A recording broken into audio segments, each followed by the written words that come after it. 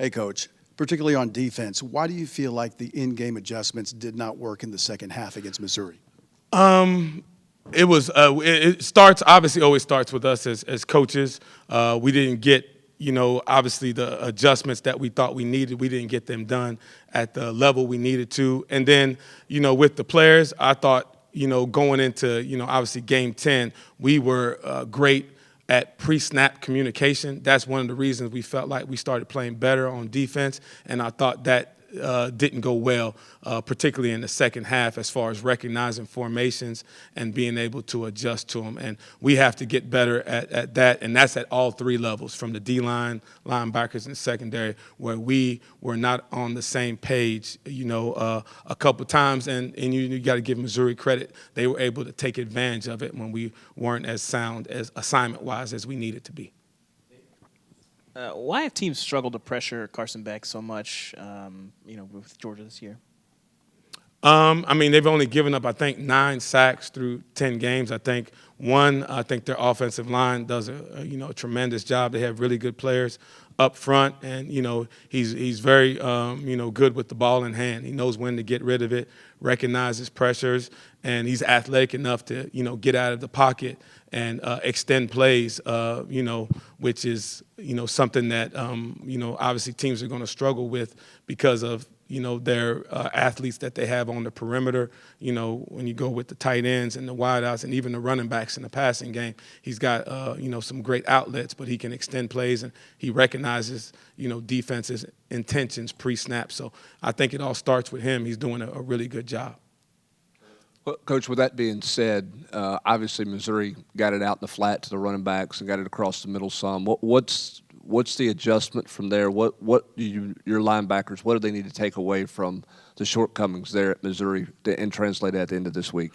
It goes back to what we said. We're multiple on defense, and it comes back to pre-snap communication. There was a couple times we lost leverage based off of what we were doing, and it put us in bad situations to make those plays out in the perimeter. But it's still no excuses. When we got out there, we did not make the plays. We missed way too many tackles out in the perimeter when we got out there, whether we were in bad position or not. Job is to get the guy on the ground, and we did a poor job, as the second-level defenders of, getting those guys on the ground before they got to first downs, whether it been second and long or third down. We did a poor job there. So, it comes back to the pre-snap communication. It comes back to being in the right position. But still, at the end of the day, we have to tackle better when they get out there. Coach, last year you identified Georgia's tight ends, and you held Brock Bowers to just 27 yards. He only had, I think his longest catch was 10 yards. I mean, this is an all-American guy. What's the secret? I don't think Darnell even had a catch. How did the tight ends look this year, and why is Tennessee so good against Brock Bowers? Well, man, you said that, I didn't. He's to me, he's one of the better tight ends. I've been doing this for a long time. He's one of the better tight ends I've seen, in person and on video. The natural pass catching ability, the ability to separate is as good as most wide receivers. I'm not going to sit here and say we designed a defense to try to slow him down. I don't think anybody can. I think the targets come as the offense sees to target him, and I think Georgia has won 2 national championships for a reason, because they adjust to what defenses are doing.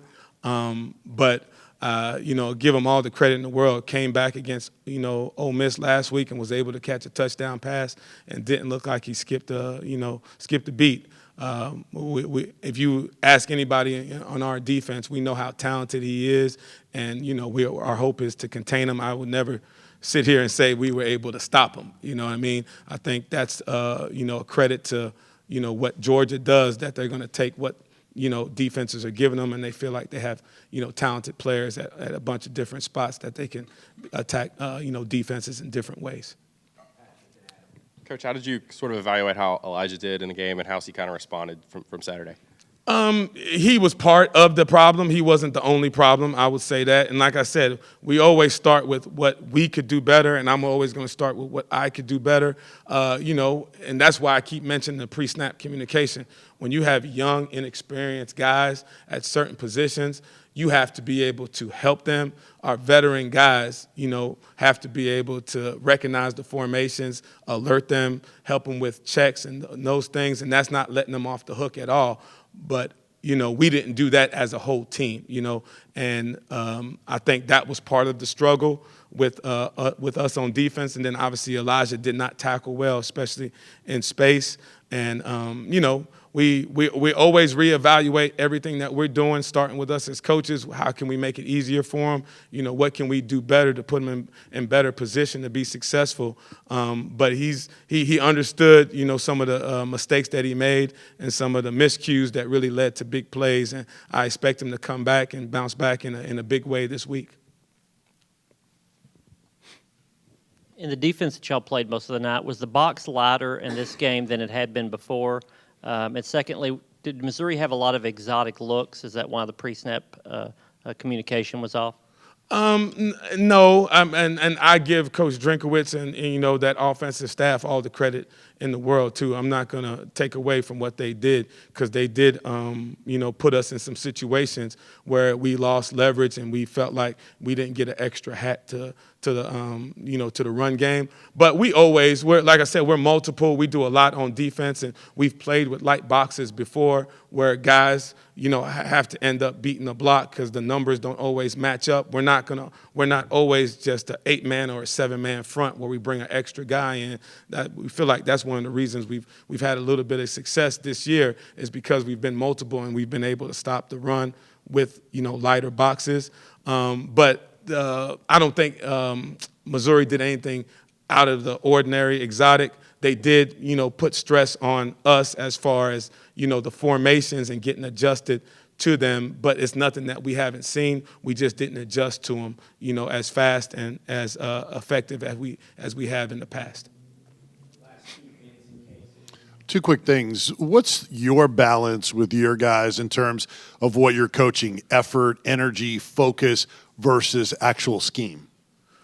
It always starts with that. I always say I'm an old school guy. I still remember the Ravens teams from when Ray Lewis was there, and they had one of the best defenses in the world. I sat there, and I tell these guys the story all the time. I sat and watched a clinic with Marvin Lewis, and he went over what was supposed to happen on tape, what gaps and what responsibilities guys are supposed to have on defense. And then when I turned on that tape, it looked nothing like that. But when the ball was snapped, they had 11 guys going to the ball with extreme effort and playing with relentless effort, and that made up for it. And we always and I say we, us as a staff, starting with Coach Heupel, are always gonna put a premium on max effort and playing with relentless effort, because that's going to, overcome some of the, blocking schemes. There's good coaches everywhere. They're going to diagnose what we're doing, and they're going to obviously formulate some offenses to put us in bad situations.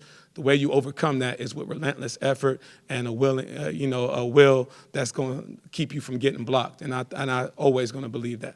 And what can you say about Georgia's running back specifically? Very, very talented group. Thought they probably had one of their better performances. I know they have been banged up. They've had a couple different guys in the backfield. I thought they played a complete game last week against Ole Miss. And I thought Milton really looked like he's starting to bounce back. I know he was a little dinged up. He had some really explosive runs. And I've been saying since last year, I think the Dejon Edwards kid doesn't get enough credit for how well he runs the ball. You can tell there's a high trust factor with him. They put him in critical situations, and he does an unbelievable job, one cut of making the first guy miss. I think, they've had a high standard at running back, these last couple years, and I don't see any difference, this year. Is the pre-snap communication easier to execute at home at all? You know what? It's funny that you asked that question, because it's literally, when we're on defense, it's louder at home. When you're on the road, it's quieter on the road. So it should be opposite, right? It should be opposite, that the pre-snap communication should be better on the road. But I want to make sure I answer this the right way because we still want our crowd to be very, very loud when their offense is out there. It's one of those things where I think the chaos that's at Neyland, I think it stresses the offense some too. So the pre-snap communication is still at a high level at home, and we have to go a little bit above and beyond to get that communication, and I think that might make us better. Where when it's on the road and their crowd does a good job of staying a little more quiet when the offense is out there, we have to still do a great job.